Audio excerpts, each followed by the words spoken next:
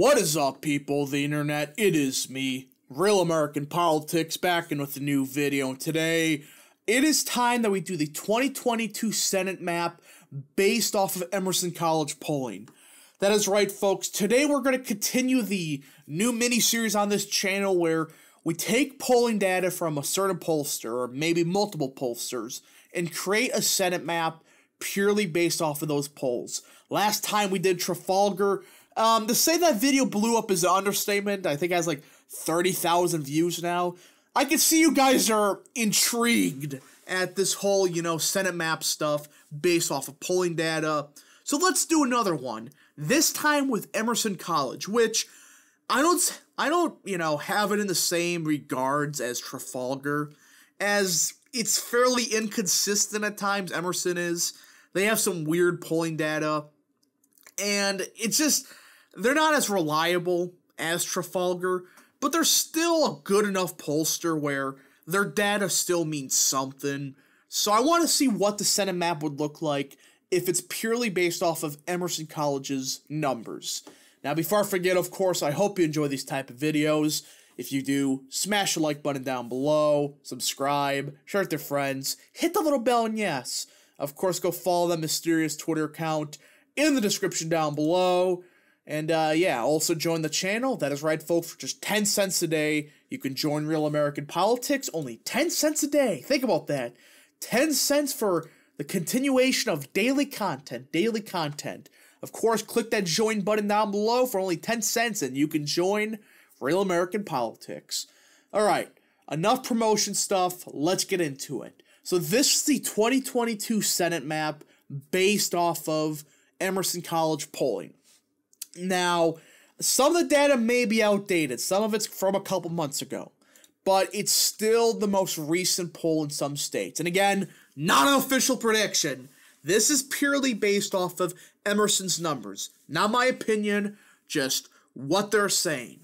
So let's get into it. Let's start in the great state of Arizona. They're showing this race is tightening. It's tightening a lot. It's getting closer. But it still is a lean Democrat seat, according to Emerson. They had Mark Kelly up by a couple points. And it's not crazy to say, Mark Kelly is probably up right now. But here's the thing that matters. They have him under 50% by a couple points. Now, against essentially a no-name guy like Blake Masters. Blake Masters is fairly new to the state of Arizona politically. The fact that Mark Kelly isn't above 50%, that's pretty bad, all right? And again, the rule of thumb is if you're an incumbent going against a kind of a no-name person, like that won the nomination, like Blake Masters, he was kind of a no-name guy. He still doesn't have the most name recognition in the world. If you're under 50% in a state like Arizona that, you were at 53, 54% just 2 years ago, you're in deep trouble. You are in big trouble. So Blake Masters, I think end of the day will win. But again, not an official prediction. But Emerson is showing that Mark Kelly is up by a couple points. Next is Colorado. Again, a lot of people were talking about this potentially being a closer than usual state. The last time Colorado voted for a senator was 2014 for Cory Gardner, a Republican senator. And that was a red wave in a state in Colorado when it used to be a bit more favorable to Republicans. Now it's like, I don't really see it. But Emerson actually kind of shares that opinion. They have, Bennett up by 11 points. Now, this is a state that I think Democrats are going to waste money on. I'm not against O'Dea running. I don't like him. But if he burns resources from the Democrats, I guess it's a good thing, but it appears it's not going so well, according to Emerson at least. Trafalgar says otherwise, but that is what it is. Connecticut, safe Democrat, they have it as kind of a blowout, which makes me wonder, why are Democrats spending in Connecticut? I don't know, but it makes me really wonder, all right? Are their internals that bad, or are they that delusional? I don't know. But Emerson has the race kind of locked up for the Democrats. But it could be closer, I guess. We just got to see. So Connecticut is safe Democrat according to Emerson. Georgia, they have a leading Republican, which, yeah, that's about where most polls have it, where most expectations are with those that have a brain, not 538 or whatever. People that actually look at the data, look at trends, all that stuff, they agree it's a lean Republican state. Even Emerson shows that. They have like a 2-point lead for Walker. And yeah, lean Republican, it seems reasonable. I don't think anybody's, going to be crazy about it. I mean, it's fairly reasonable. Now, Illinois, safe Democrat, once again, this could have been a potential, more of a competitive state. Not, safe Republican or like even Republican all. It would have been within 10 points if Democrats or Republicans picked a decent candidate. And Emerson's showing this. They're showing that, the Republicans not that good. Getting absolutely obliterated, like a 16-point lead for Duckworth. It's not pretty. So safe Democrat. Kansas, I don't know why they pulled it. Safe far. I mean, so much for the abortion stuff, making the state of Kansas competitive. Emerson has a safe Republican, like a 16-point lead for Moraine. It's not going to be close. Even Emerson's showing this. So yeah. Now Nevada. They have a lean R. A couple months ago, lean Democrat. So they agree with every other pollster. Laxalt has momentum. He's on pace to win by a few points. Yeah, Emerson. They have Adam Laxalt winning by a couple points. And that's kind of the sentiment for most people that Republicans are going to more than likely win the state of Nevada. Emerson has it a bit closer than most, but they still have Laxalt winning by 2 to 3 points. I think it's actually a point now, but their next poll probably is going to be like a 2 to 3 point lead for Adam Laxalt. New Hampshire, safe Democrat, but this is a caveat.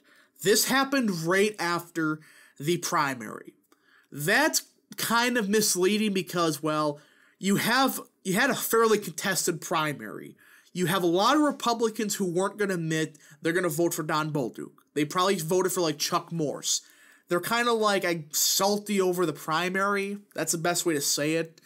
And I think a lot of these voters, they're going to come around to Bolduc. So this is kind of misleading because, well, New Hampshire just had the primary. And it's going to tighten, but I don't think it's going to be that close. I think it's going to be like a 2-point victory for Hassan. Like, it's going to be close, but I don't think it's going to be as close as 2016. Could that change?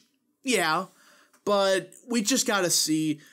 But they do have Hassan winning by like 11 points, which I think absolutely could change, but we just got to see what happens. Now, New York.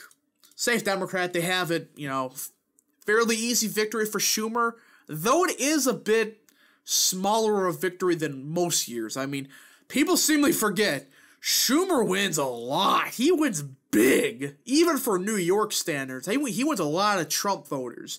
And this is the curse part.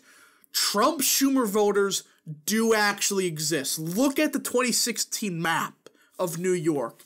It hurts my brain, but it's true. Now, it's going to be closer than usual, but what? It's New York. He's still going to win by like 20 points. Whoop-de-frickin-do.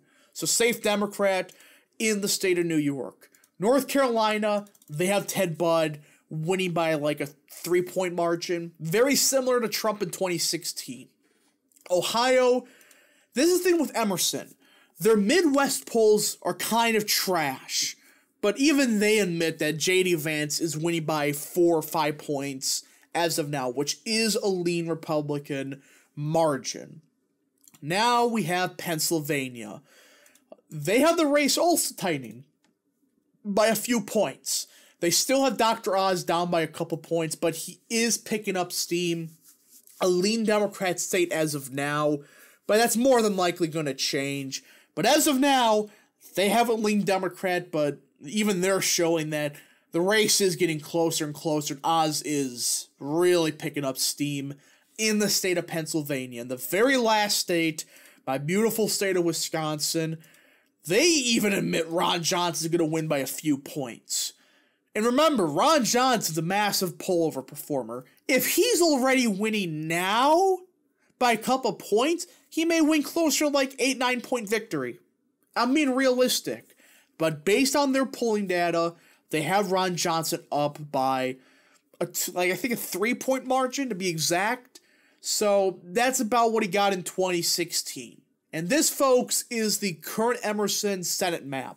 As you can see, they admit Republicans are more than likely going to take back the Senate by 1 seat. And they have states like Pennsylvania, Arizona, trending a bit Republican towards the end of the polling cycle. Now, we got to see what happens, but they have, 7 states they would consider within the lean margins. These 7 states, they say, could potentially go either way. Well, some states, I think like Ohio and North Carolina, those are kind of just gone. But other than that, folks, this is their current Senate map. Anyways, folks, I hope you enjoyed this video. If you did, smash the like button down below, subscribe, share with your friends, hit the little bell, and yes, of course, go follow the mysterious Twitter account in the description down below. And yes, thank you so much for watching. We'll see you guys in the next video. Godspeed to all of you.